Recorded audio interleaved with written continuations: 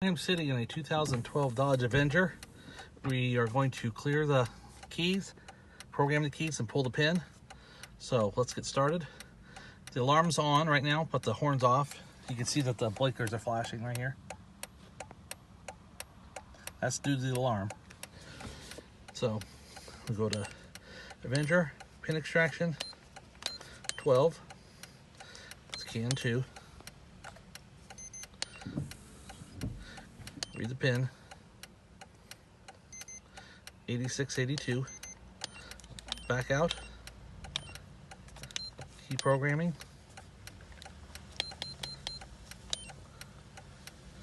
Mobilizer 2. Ignition's on. We're going to erase the key. The pin will automatically be entered.